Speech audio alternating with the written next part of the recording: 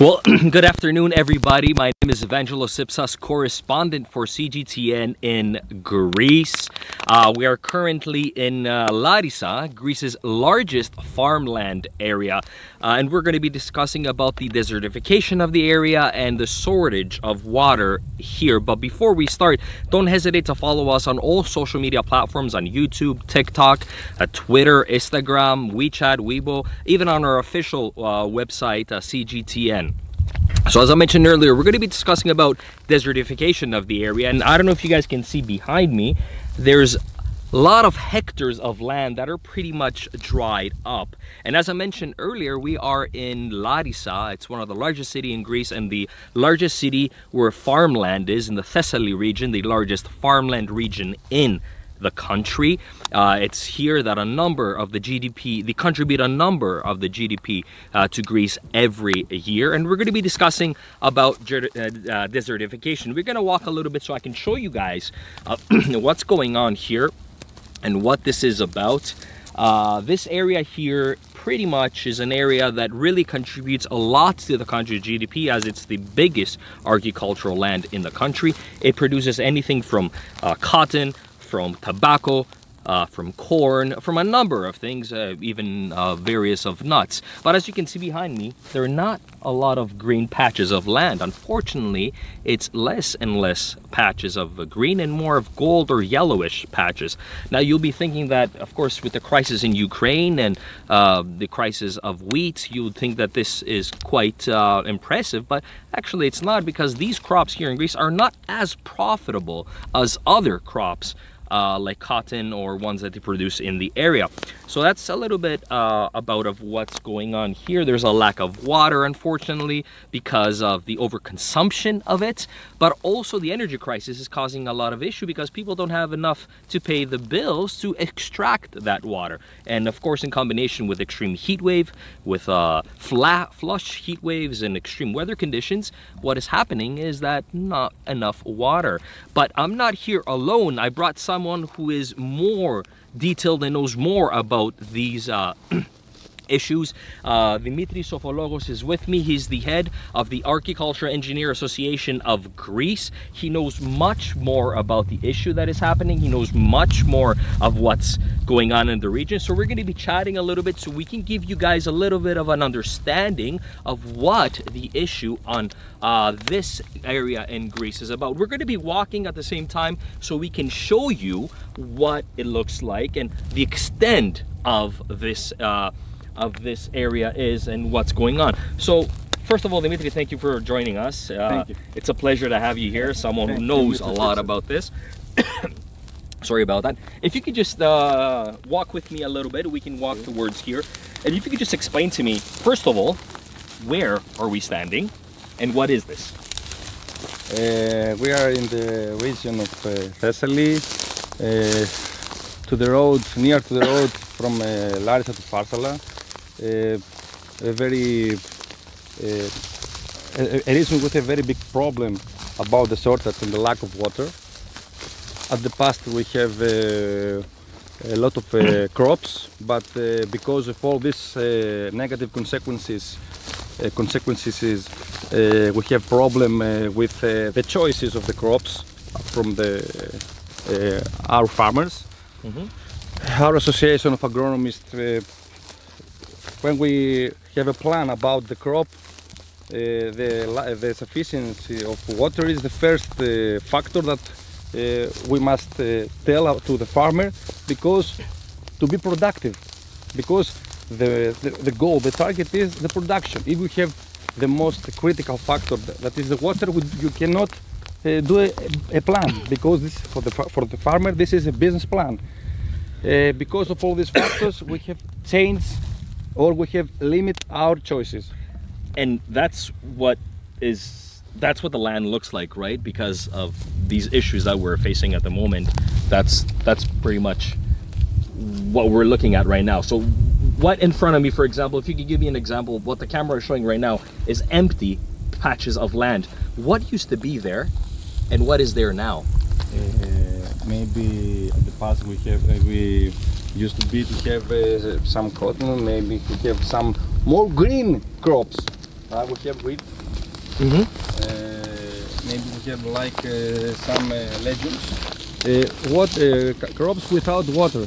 This is the problem. We don't have reservoir of water on the underground. This is the problem. Mm-hmm. And if you see economically, the mean value for the area of a man, of a farmer, to be economical, to be profitable, is more big, and maybe it's not to the reality. It's not. It's not now real.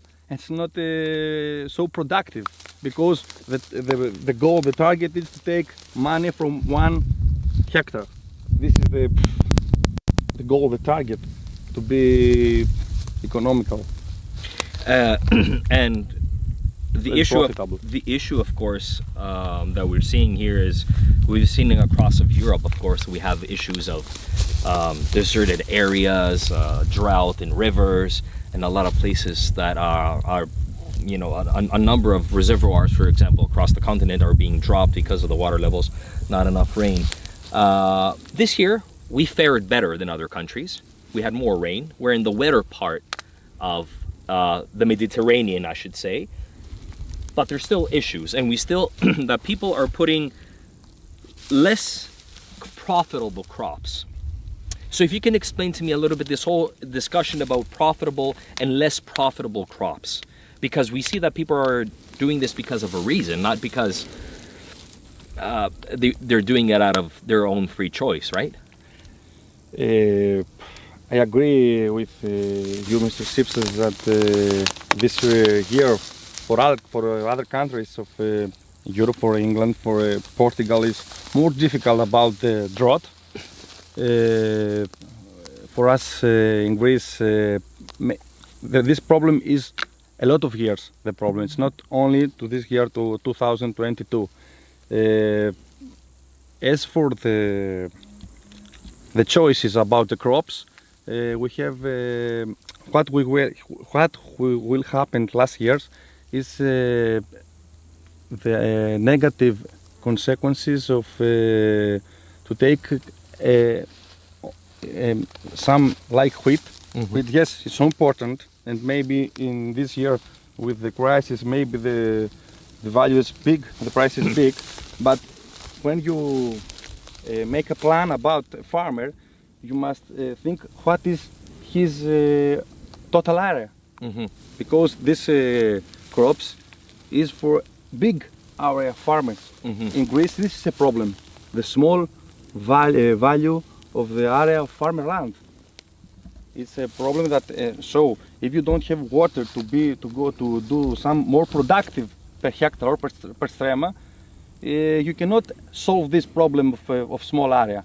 So this is a basic problem comparatively with other countries like France or like Spain that have more hectares. Or Germany, for example, as well. That is also we're seeing an issue with Germany as well, with their crops too, because of the heat wave, right? Yes. We're used to the heat wave, of course, in Greece, but not at this extent, correct? The problem in Greece is that we don't have the problem like them, that because they have problems with cost of transfer, because they transfer products Mm-hmm. with the rivers. Mm-hmm. For us, the problem is that we take all the time for underground water, and we don't have replace this with other construction of Greek policy government construction projects. This is the problem, the basic problem, because we don't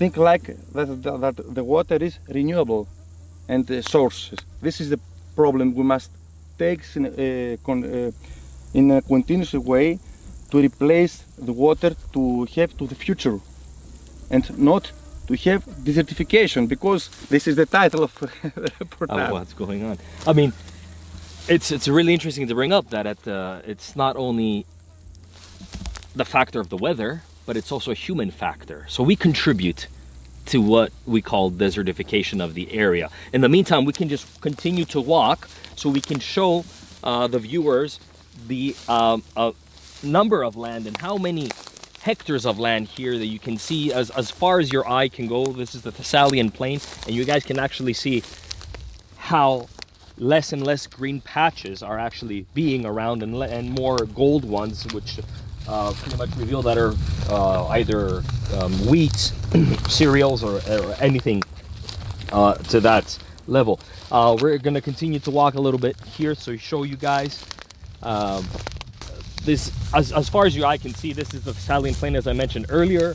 Down here, there's the city of Larissa. Here, this area contributes quite a lot to the country's GDP. It's the largest agricultural area. Unfortunately, in the past few years, as our guest, Mr. Sovologos, told us, is that apologize, sorry. There's been issues, you know, they brought it up to the government many times. There's been cry outs to the government. They've been calling it to the government. But correct me if I'm wrong, this is the first year that the government is actually taking an issue like this seriously, correct? Or at least bringing it to the attention. They acknowledge it. Yeah, we have some measures, but from the result, you will see what will happen. The problem is that we, as you mentioned, Mr. Sipsas, we don't have any green region here, green crops. We have only cereals, or wheat, or lentil, or something peas. And another problem is that if you see to the future, we have soils with low fertility. Fertility is more, and the structure of the soils collapse. Without water, you cannot produce nothing. It's the main factor. Our association of agronomists, we are consult farmers to produce. So water for us is like we cannot do a master plan for a crop without water reserve. Another problem for Greek and Thessaly region is that we have a lot of loss of water because we have open transfer canals. Aha. So we have a lot of evaporation water loss, and this is a mix of measures that must be done from a Greek government. This is the first, and the second is to collect some projects, construction, to collect all this water to a massive big reservoir. Bravo reservoir, to take as a reservoir for the arid periods like these two other countries. So this is the central idea: to collect the water, to restore the underground water for a difficult period, because maybe we have problems to the next year here, because if we don't have rain and we have warm condition, the problem for underground will be will be faced the next years. This is the central idea: restore water, reserve water.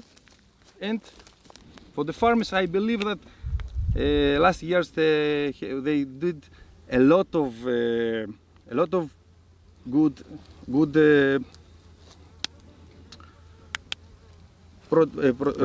production with a good way that they manage the water.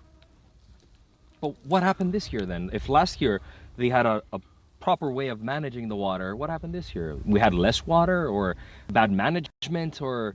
No, we don't have bad management. We don't have bad management. We have a lot of cereals. This is so we have a not so big use of water. We have some rains on May that take some irrigations, irrigation applications. But my problem is, and our association of agriculture, we think that we don't restore the water, and The second, we take the water with very big cost energy. So if you see, a farmer is not, finally, it's okay economically, because he takes maybe 80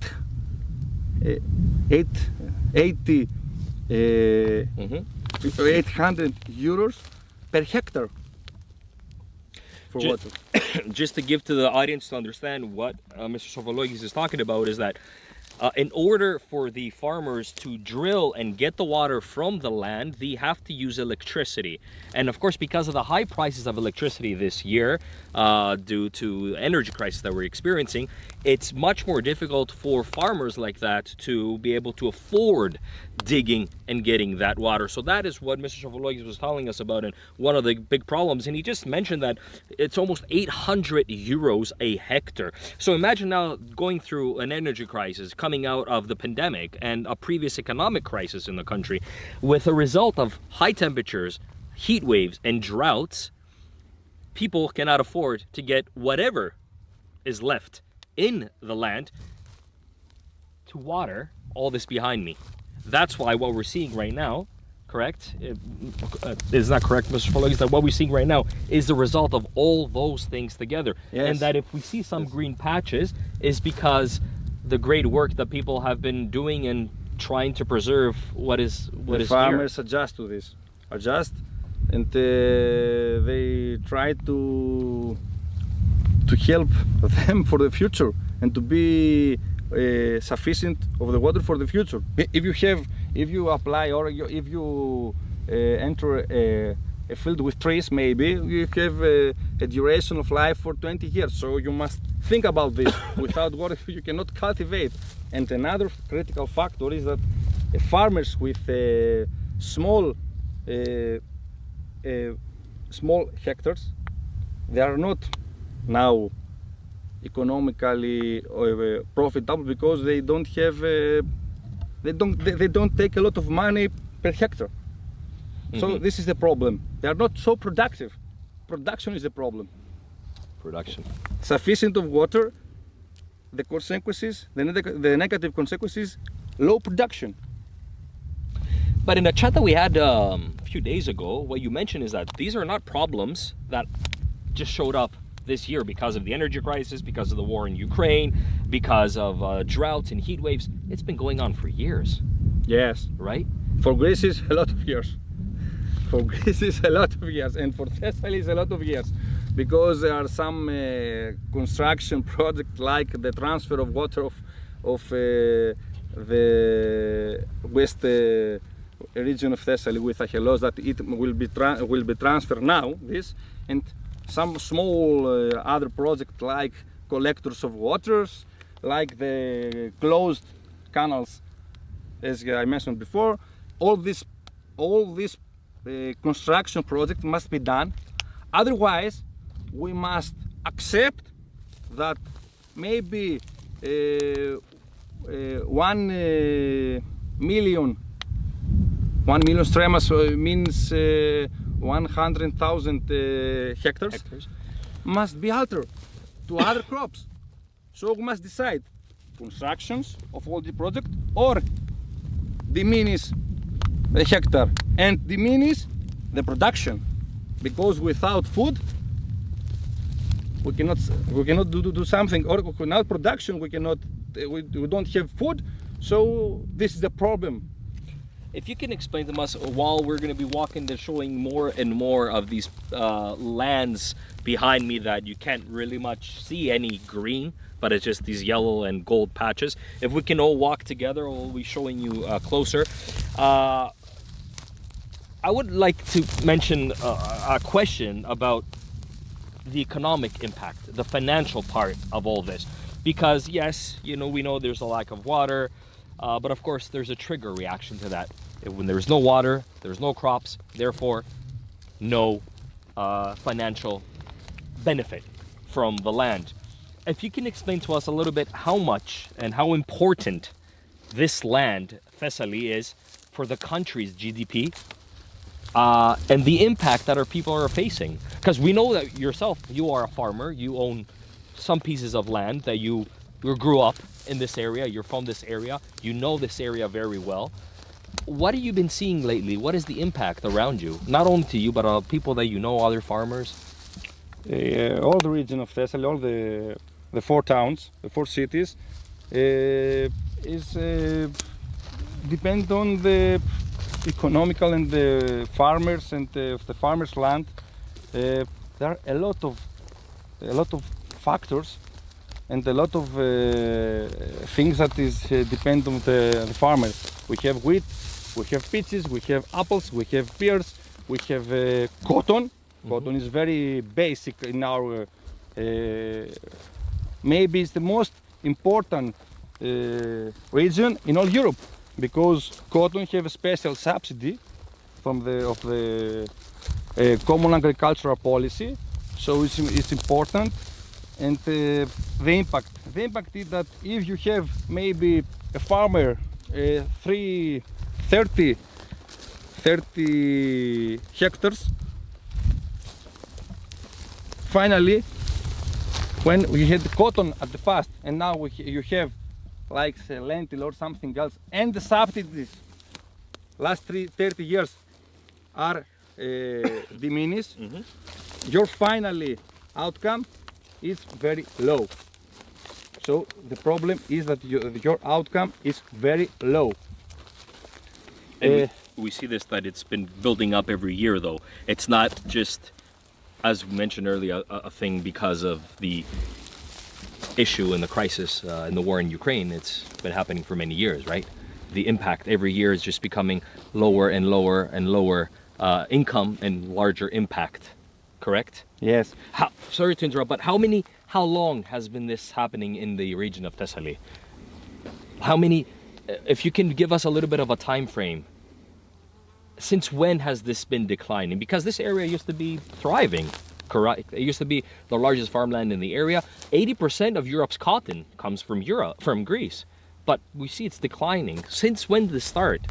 I think that it started before 20 years ago, but as you see, it was be done gradually to a special region of Thessaly, according to the underground water, or the underground water. This is the biggest problem, and the deficit of water of overground, because the decision to change crop is the cost of water or the lack of water. If you had in this region water, maybe, and you have 30 hectares, you take a decision to apply trees, maybe, but you don't have this choice now. Your choices are very restricted. That's the central idea. The restricted choices of crops. I believe that the Greek policy we have some measures, but it's very little. And another thing, that we don't have time for this. The time is very maybe the parties and the elections change, but the soil and the fertility is not waiting for this. Yeah, mention that we need to really act really quick on this if we want to preserve this land, if we want to preserve what Thessaly produces, right? Yes. Guys out there, everybody who's watching, please, a reminder to follow us on all social media platforms, on YouTube, on Instagram, on Twitter, on TikTok, on Weibo, on WeChat, or the CGTN official website. You can find all latest about the drought in Europe, about the climate crisis that we're experiencing on the continent, the droughts, the floods, the fires, or any other topics from around the world. Don't hesitate to go on those social media platforms and watch all the latest from around the world and the continent. And now we're it's very interesting what we're discussing about, because the farmers and people in this land, 90% of the people in this area do farming. Their lives rely on farming. Everything has to do with farming. And as we saw in different parts of Europe, as in Italy, mussel, for example, the farmers around the Po River, because of the large amount of sodium that is in the water, the crops are dying because they cannot survive the salt water. And we're having a similar issue here as well. We see that sodium in water is increasing quite a lot, and people drilling hundreds of meters and they still can't find water here. Yes, we have more and more low fertility to the grounds. That is a problem of the sodium or the chloride in the water. A region that is from Larissa to Volos, like Stefanovicchio, Rizomilo, some villages there, and the crops that can suffer this is a little, or another crops are all the productivity and the fertility of the soil is lost if we have sodium or chloride. Without food, the critical word is fertility and production. That's why I say all the time, organic matter, fertility, there are factors that is more important to produce per hectare. In this region, from Larissa to Farsala, we have a very small organic matter to the soil. It's a problem of all these factors that we had last years. I believe that I hope that we have some drastical measures, and from the policy, I believe to our farmers that it's very skeptical, and they do what they must. They do what they must. They will be do what is needed. And we as agronomists, we consult for the best and how to manage the very important source water. I'm just looking over that. I'm going to show you guys with the camera. We can see some beehives as well. Yeah. In this area, of course, where those beehives are, once that was a green patch of land that produced flowers that bees would feed upon. Now you can see that probably those bees in those beehives have to travel many meters or even kilometers to go and get to feed upon, because all this land is yellowish. It's not producing much, it's not giving much to the people, or sorry, to the bees, that what they need for them to produce. And that's why that was another reason why bees are the population of bees is declining, and they're becoming, as we spoke to a beekeeper a few days ago, they told us that they're becoming thinner and they're more vulnerable to attacks from other insects. And as you can see, there's literally no flower for the bees to go here and collect anything to produce. So this is another chain reaction of the sufficient lack of groundwater, the reservoirs here, and the lack of preserving it and doing it properly. We can see a farmer here who is pretty much he's leaving now. He's leaving, but if you could tell us, Mr. Sohologs, what was this farmer doing? The land is not giving much. What was this farmer doing?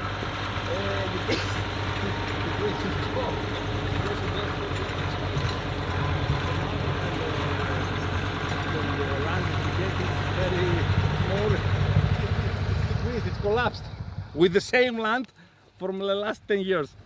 This is the critical point of our problem.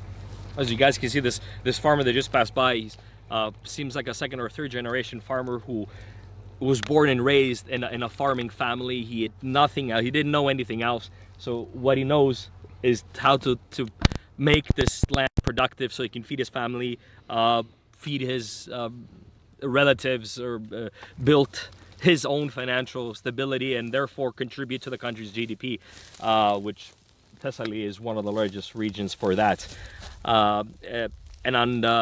That's pretty much what the impact is here on Greece. If you can just ask last question or two.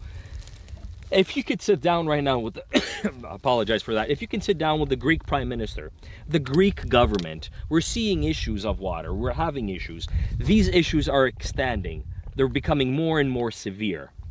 What can you say in quick words to them to be like, hey, Mr. Prime Minister, we have a problem. We need to solve this problem now. Or can we wait? Can we wait for governments to take decisions? Or do we need to take action now? Are we at that point that we really need to do something now? For Thessaly, I believe that we have sent a lot of papers, but I believe that the quick decision is to unstuck some project that is stuck, to start again, because we have some problem with some sides of the environment, that the transfer of water is not so good, that with the shortage of water it must face with other things. We don't have time. This, if we have the possibility to discuss about this, not to lose time. Nobody can wait. And the environment, and the farmer, and the future of agriculture in Greece. Nothing. We cannot wait. It's not something like the source of water and the ground. It's not like a measures of other, not farmers, other factors of men that want to take some money, or to take some subsidy, to take some measures. Other industries, for example. Right. It's natural. It is a natural resources. We don't have wait elections, or a court decision, or some thoughts, or some combat with some organization. This is a critical decision that will be done now. This is a critical point. I hope to the future. I hope to take to have a new, for this year 2020 to have a good news about the water. Well, everybody, on that note, first of all, I would like to thank Mr. Sofologi for being here with us, for giving us a great analysis of what the issue is in Greece, what the problem is. I'm sure we're going to be talking to him much more in the future. Unfortunately, I should say, because fortunate to have a chat with you. It's always pleasant to speak to you, but unfortunately, because of the topics that we're talking about. Well, on that note, everybody, just a reminder to all of you who are watching this show out there, we're going to be looking at this. Please don't hesitate to go and subscribe, or look on our social media platforms on YouTube, Twitter, Instagram, TikTok, Weibo, WeChat, or on the official website of CGTN, CGTN Europe as well. You can see all the latest from here, from Thessaly region, from the problems that we're facing, as well as other issues that the continent is facing, from drought, from rain, from devastating wildfires, and all these latest decisions in the political level they're going to be taking in the future because of these problems. On that note, I would like to thank everybody who watched this live stream. My name is Evangelo Sipsas, reporting from the Thessaly region, from Larissa, the largest farmland of the country. And for all you who enjoyed this, thank you very much for watching, and have a great afternoon.